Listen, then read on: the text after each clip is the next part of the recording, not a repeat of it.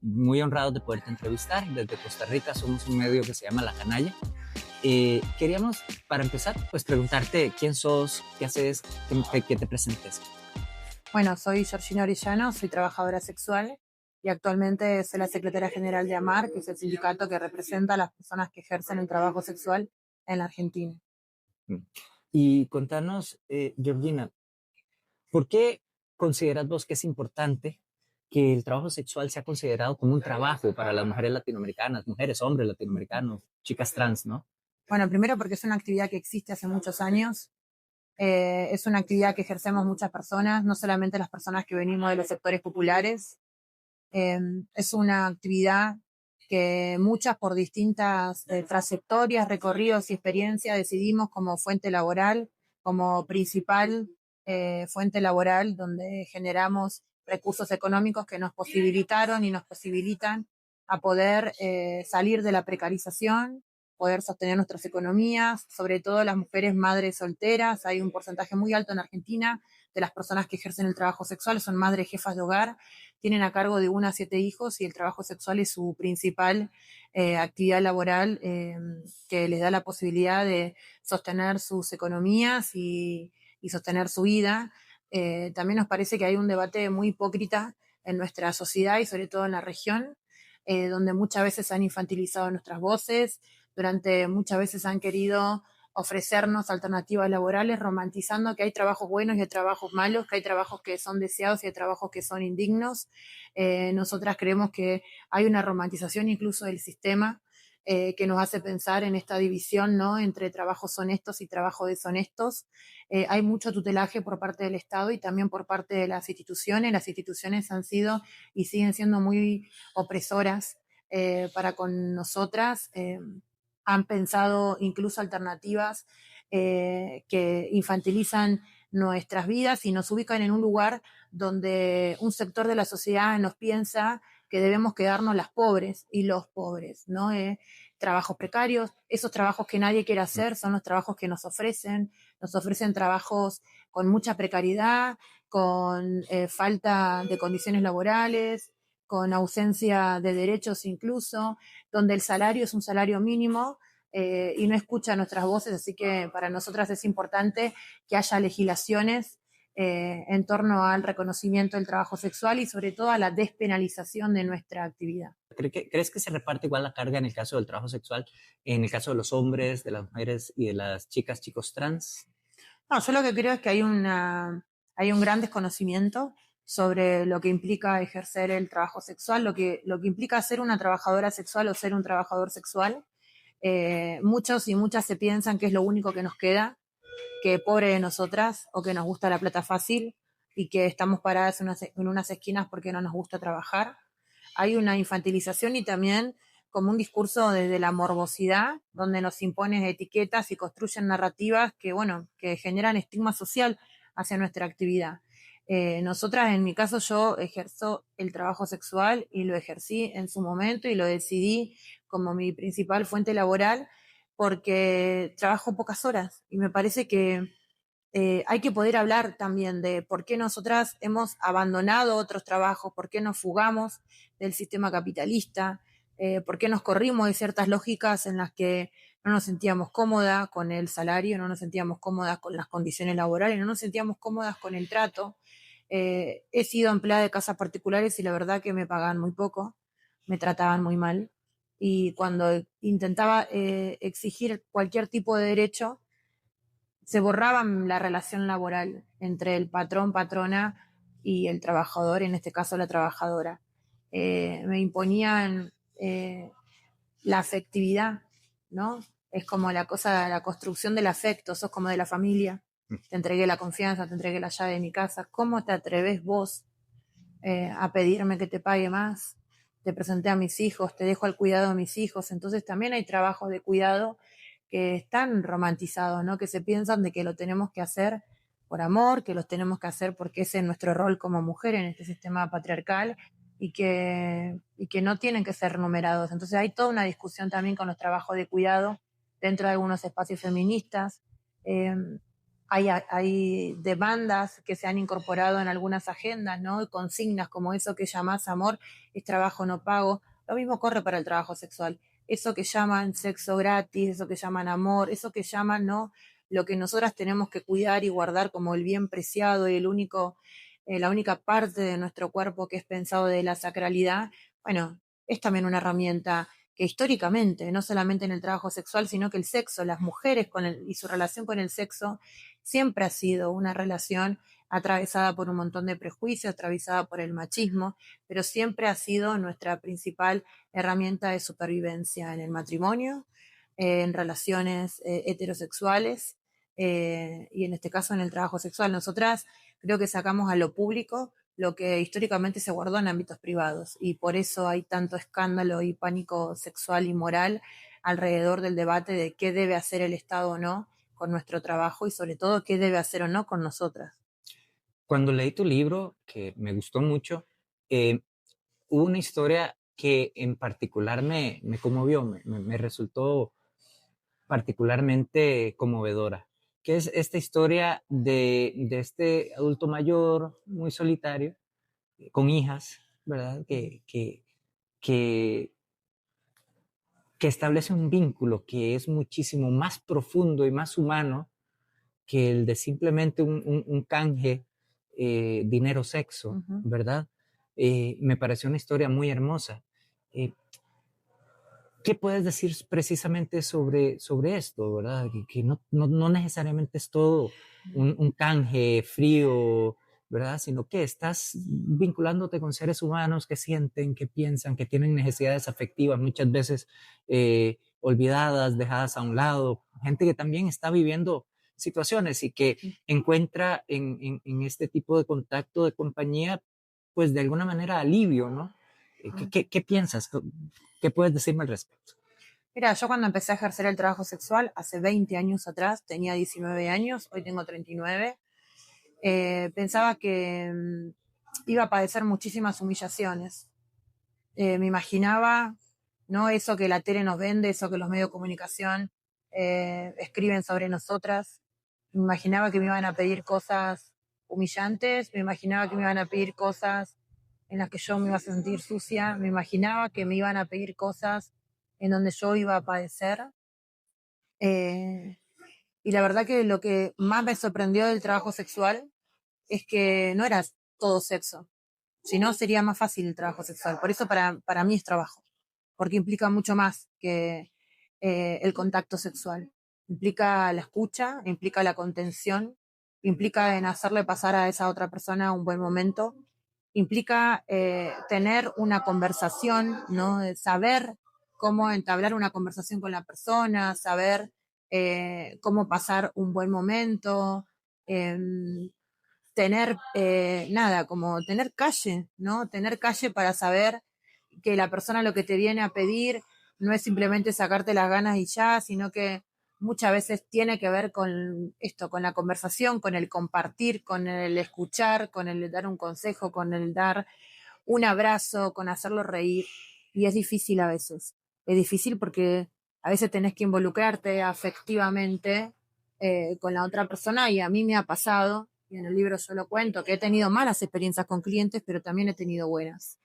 Y esta que particularmente vos mencionaste, yo terminé conociendo a las hijas de mi cliente, terminé conociendo a las nietas y el nieto de mi cliente, porque, porque lo conocí desde que tengo 19 años y porque le tengo cariño. O sea, y muchas veces lo oculté, el poder decir que yo hay algunos clientes que yo los quiero, hay otros que no me pasa eso. Hay otros que ni me acuerdo su nombre, que no me importa su historia, que voy, lo atiendo, le ofrezco el servicio y ya.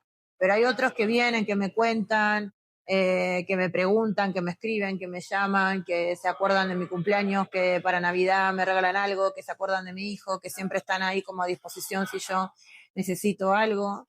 Y hay una vinculación que tiene que ver, ¿no? con afectivamente hay un cariño. Yo a algunos le tengo cariño, le tengo afecto, porque han sido muy buenas personas conmigo y porque me han enseñado que hay otras formas de disfrute sexual que no tiene que ver con la idea ¿no? Que generalmente la sociedad asocia de nuestro trabajo.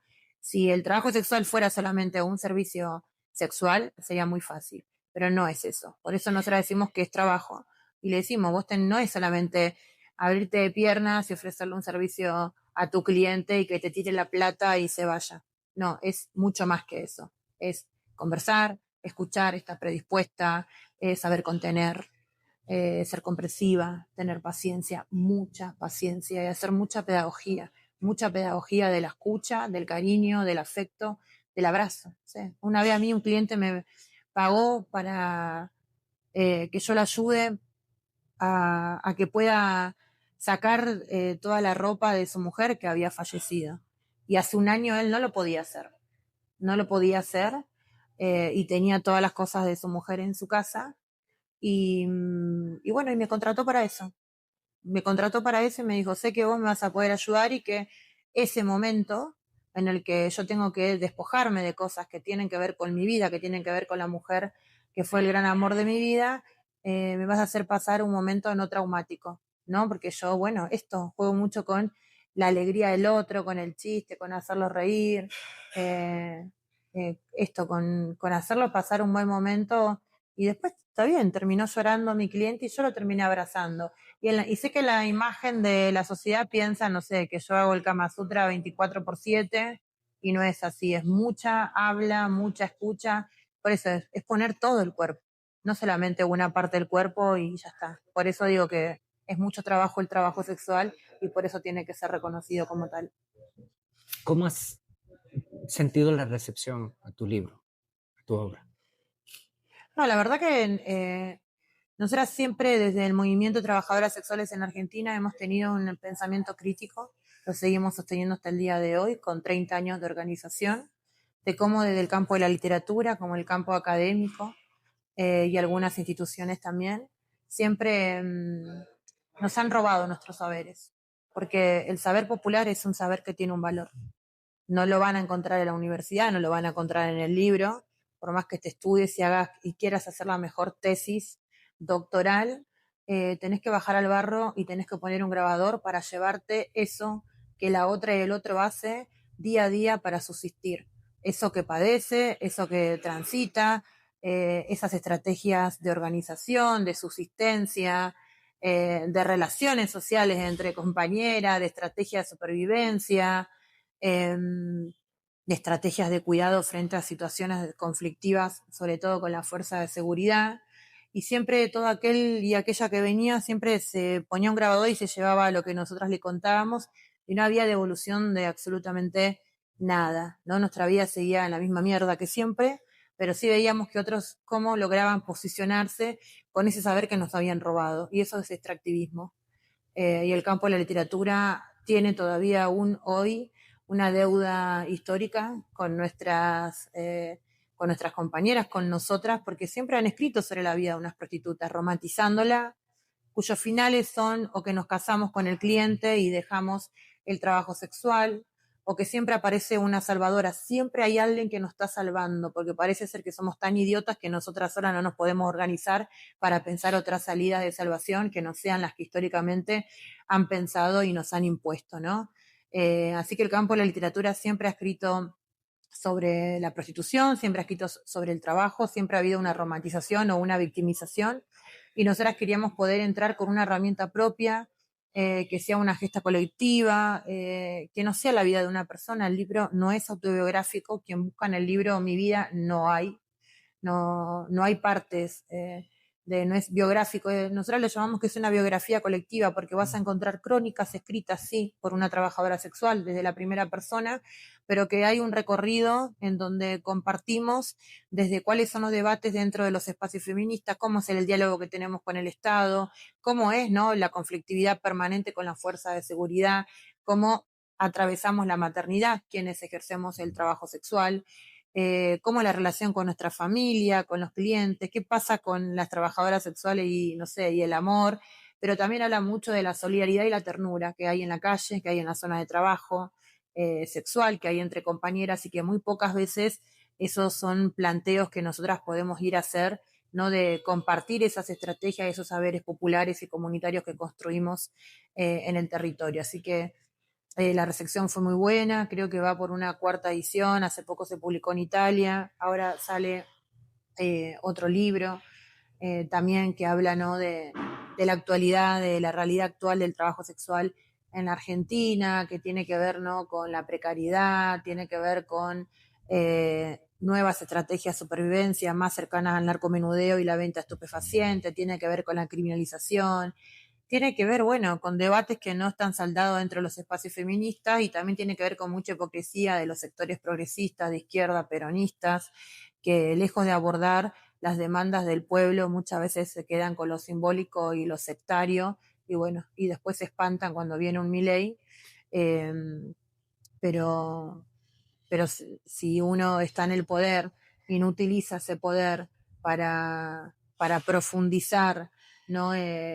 Temas tan relevantes como la precariedad, el trabajo informal, las deudas históricas que tiene el Estado con algunos sectores, uno de ellos el del sector de las trabajadoras sexuales, y no utiliza ese poder en pos del pueblo y siempre está ahí temeroso de no comerse, no sé, la cárcel, de temeroso o temerosa de que las corporaciones, los monopolios no te pongan en una tapa de un diario, temeroso y temerosa de quedar mal, ¿no? con los grupos económicos. Bueno, esa tibieza se paga cuando viene un fascista como el que actualmente no gobierna en Argentina y toma parte, ¿no? de su relato, toma parte del enojo y el desenfado que tienen un montón de compañeros y compañeras con proyectos que han fracasado porque no profundizaron, sino que se quedaron sosteniendo status quo y cargos. Así que para nosotras el segundo libro también es una herramienta que viene, bueno, a dar aportes a la discusión. Es como discutamos, la política es discutir. Y creo que ahí nadie se tiene que enojar. Eh, de poder tomar las críticas, ¿no? En poder decir, bueno, esto fracasó y aprender de esos errores y entender esto, que es a prueba y error, pero que si en la política no te arriesgás, bueno, te quedás en la comodidad de sostener cargos, pero si esos cargos institucionales, sea cargo, no sé, peleás para estar en un cargo de concejal, de diputada, solamente para cobrar un salario y hacer un TikTok y sostener tu statu quo, el tuyo y el tu entorno, de tus amistades. Y bueno, nos seguirá gobernando Milei por un par de años más. Porque bueno, creo que el pueblo está también como harto, ¿no? De que esas utopías por las que algunos movimientos luchan hace muchos años la veamos cada vez más lejana. Es muy lejano la utopía, ¿no? De abolir el trabajo asalariado, terminar con el capitalismo.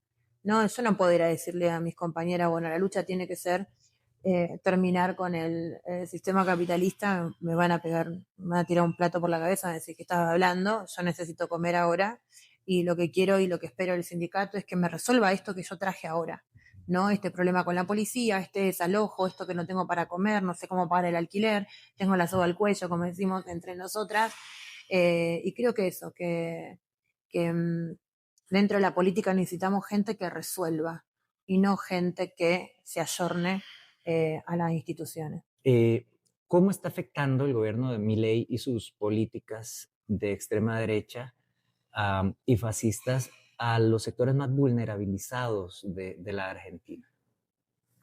Bueno, en el colectivo de trabajadoras y trabajadores sexuales, la verdad que la violencia de la policía se reencrudeció. Hay un incremento abismal en comparación con otros años de cómo se elevó la cantidad de detenciones arbitrarias que tenemos por día, la conflictividad en distintos puntos de zonas de trabajo sexual. Aparece, bueno, nuevamente, ¿no? Situaciones de mucho hostigamiento, de mucha violencia, de discursos racistas para con las compañeras de los colectivos migrantes.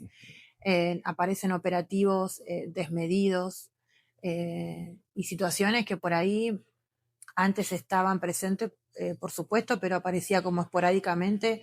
Hoy por hoy, lamentablemente, es algo que sucede todos los días. La policía en operativos robándole el dinero de nuestras compañeras, expulsándolas permanentemente del espacio público, pidiéndolas que trabajen. No solamente lo vemos con nosotras, que lo vivimos en carne propia, sino que también lo vemos cómo lo padecen y lo tienen que padecer otros compañeros y compañeras que trabajan en el espacio público y que ejercen otros trabajos informales o llamados de la economía popular. Quienes venden café, quienes venden sándwiches en la calle, ¿no? Quienes venden, no sé, indumentaria, los vendedores ambulantes, los manteros, las compañeras que venden comida, todo el tiempo están lidiando, ¿no? Con operativos donde agentes del espacio público, en alianza con la fuerza de seguridad local y nacional, les, les sacan sus herramientas de trabajo, a pesar, ¿no?, del reclamo de mucha gente que es testigo de eso, que lo filma con su celular, que lo sube a las redes sociales, que se viraliza, que hay mucha gente que se indigna, eh, y mucha gente que se involucra también y le dicen a la policía: déjalos trabajar, no están haciendo nada malo, devolvele las medias, devolvele los termos con el café o no le tires el café, como ha habido en las últimas semanas situaciones de compañeros y compañeras que venden café en las zonas de las terminales y en las plazas de la ciudad.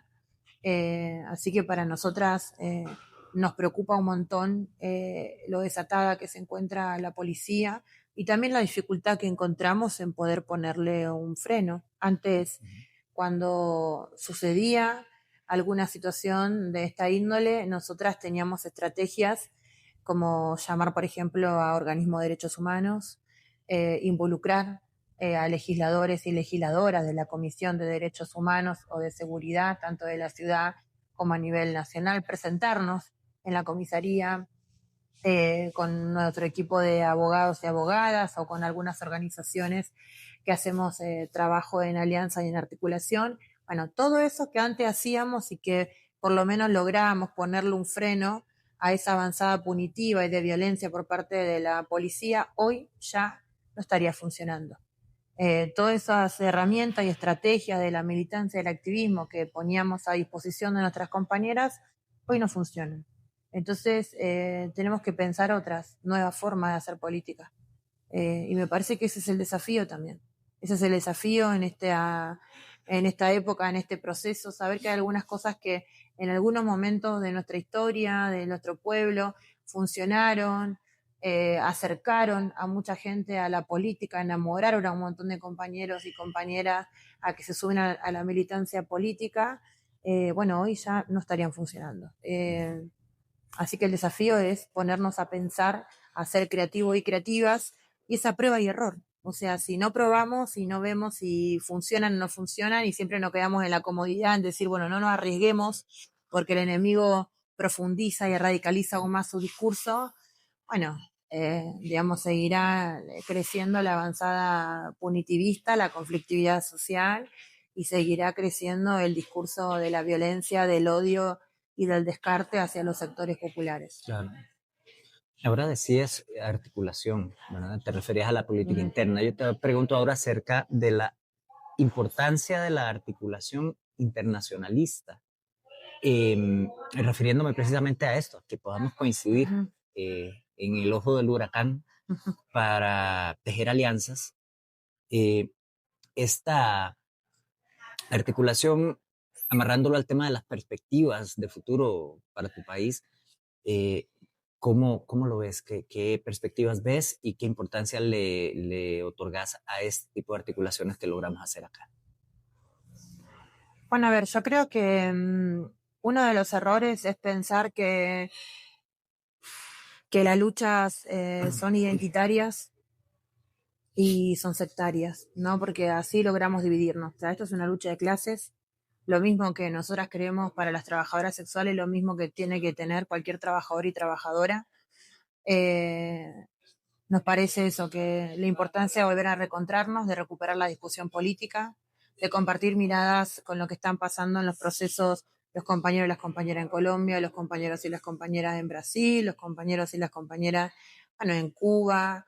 No dejarnos llevar por lo que dicen los medios de comunicación sobre el proceso revolucionario que se está llevando a cabo y sosteniendo, sobre todo sostenido por las mujeres en las comunas, en la República Bolivariana de Venezuela, y entender esto, que en el caso, un caso como un ejemplo así, desde nuestro lugar, a nosotras siempre que nos han invitado a espacios para hablar de nuestra realidad de las putas. Y ya te ubican en un lugar, ¿no? Que lo que vos tenés para aportar es solamente una mirada sectorial. Nosotras te podemos aportar otras miradas también que tenemos con respecto a las instituciones, con respecto a cómo debería funcionar el Estado, con respecto a la crisis de representación política, con respecto a la crisis que tenemos de las instituciones, ¿no? Lo que vemos abajo, cuál es el enojo, dónde está el enojo, en las bases, dónde se quebró, dónde está el quiebre entre que hoy por hoy hay muchas compañeras y compañeros que están despolitizados, que están desencantados, desilusionados, hartos de discursos y discursos que no le resuelven la comida y la heladera y la vivienda, un montón de compañeros y compañeras que no van a votar, que hay las elecciones últimas en Argentina, hay un porcentaje muy alto de personas que no fue a votar y parece que eso no le importa a nadie, ¿no? Es como, no es algo, se están peleando por cargos, por quién tiene la lapicera, y la verdad que desde afuera nosotras también lo vemos como muy lejano, ¿no? Como se repiten los mismos candidatos, no hay un proyecto. Por acá lo que falta, me parece, discutir un proyecto, no un proyecto de país, de Argentina, un proyecto de reconstruir la patria grande, ¿no? Y la lealtad y la hermandad con los pueblos, y entender que enfrente está el imperialismo, entender que hay países que son ejemplos, que tienen y llevan a cabo procesos revolucionarios de lo que tenemos que aprender. Eso es un poco lo que a nosotras nos pasó con Venezuela. Por supuesto que venimos con un montón de miedo, no miedo al pueblo venezolano, sino después a lo que nos pueden decir. Pero también es cierto que si nosotras mismas estamos diciendo que no tenemos que ser tibia, que nos tenemos que jugar, y es jugártela. O sea, si del otro lado está Estados Unidos, y este lado están los compañeros que tienen tu mismo color de piel, que resisten en las bases, en las comunas, no hay más nada para discutir ahí, ¿no? Si enfrente está la derecha queriendo pisarle la cabeza al pueblo de Venezuela para que terminen siendo las coronas de la colonia, que terminen siendo las ollas, ¿no? Como dice Maduro, me parece que no hay más para discutir ahí que venir acá a aprender. Y las veces que hemos venido, en mi caso esta es la tercera vez que vine a Venezuela, y la verdad que yo vuelvo con otras ideas a Argentina y con ganas de resistir, ¿no? Porque decir, bueno, si no está todo tan roto, no está todo tan roto, porque si acá en Venezuela las compañeras y los compañeros no pierden alegría, todo el tiempo están viendo qué más hacer, cómo sostener la comuna, cómo demostrarle al mundo que acá es un pueblo que ama la democracia, que lleva adelante un montón de elecciones cada año para demostrarle al mundo que están a favor de la democracia, que es un pueblo democrático, que es un pueblo que respeta la democracia, que la democracia se construye desde abajo, se construye con los sectores populares, con las mujeres, con la diversidad, con los trabajadores, con las trabajadoras. Eh, Nada, nos vamos a eso, con muchas ideas y cosas que escuchamos acá que son cosas que nosotras escuchamos en las bases, ¿no? Esto que dicen los compañeros y las compañeras y todo el tiempo lo repiten. Nada de escritorio más territorio. Bueno, eso es una consigna que siempre aparece, ¿no? Entre qué pasa con el escritorio, qué pasa, qué tiene el escritorio que no tenga el territorio, qué te enamora más del escritorio, el salario. O sea, y llevar la discusión en la profundidad, ¿no? Que nos merecemos con la honestidad y poder mirar a nuestro pueblo y discutir qué es hacer política. ¿Qué es hacer política? ¿Es llegar a un cargo, cobrar un salario, tener una banca para qué? ¿No? A nosotros, la política, nosotras hacemos política primero porque sentimos que hay una deuda ahí, ¿no? Estamos como en el subsuelo. Entonces nosotras hacemos política, es decir, nadie más va a venir a hablar por nosotras, ya está, estamos hartas de que sean siempre las mismas, blancas, clase media, académicas, que han hablado por nosotras. Entonces, desde el hartazgo, lejos de despolitizarnos, bueno, en nosotras funcionó algo, porque tenemos claro quién es nuestro enemigo. Mi enemigo no es la feminista blanca, aunque no la quiera y no la vamos a querer nunca, pero entendemos que nuestro enemigo es el sistema, nuestro enemigo son las fuerzas de seguridad, nuestro enemigo es la derecha, ese es el enemigo del pueblo. Y después, adentro, bueno, tenemos que resolver, pero si nos seguimos dividiendo, si cada uno va a luchar con su agendita por un lado, me escondo para que mi ley no me ataque y así puedo sostener esta estructura chiquitita que me queda, de nada sirve porque tarde o temprano van a ir por ese escritorio, van a ir por esa oficina, te van a patear la cabeza y capaz que sea más tarde porque ya habrán arrasado con todo el pueblo. Ya para cerrar, Ujú. Georgina, nosotros siempre le pedimos a nuestros entrevistados y entrevistadas que dirijan un saludo a nuestra audiencia. Entonces quería preguntar si puedes hacer una pequeña reflexión, enviar un saludo a nuestra audiencia de La Canalla y muy especialmente a las compañeras de la organización La Sala, Ujú. allá en Costa Rica. Bueno, primero un abrazo fraternal a todos los compañeros y las compañeras y a las compañeras de la sala, que son compañeras hermanas que hemos tenido la oportunidad de encontrarnos en algunos encuentros regionales cuando compartíamos espacios dentro de la red de trabajadoras sexuales Latinoamérica y el Caribe, la Red C, en la cual Amar ha sido parte de muchos años y después, bueno, por situaciones de debates aún no resueltos, nos decidimos distanciar un poco, pero siempre la recordamos con mucho cariño. Siempre para nosotras van a ser todas las organizaciones de trabajadoras sexuales de la región y también del mundo, de hermanas, compañeras, aliadas, así que toda nuestra solidaridad, todo nuestro amor, todo nuestro cariño para que sigan adelante en su lucha, para que no bajen los brazos y para que sepan que en Argentina tienen algunas compañeras que las abrazan, que las admiran, que las quieren y con el deseo de que en algún momento nos volvamos a encontrar para seguir exigiendo derechos laborales para las trabajadoras sexuales.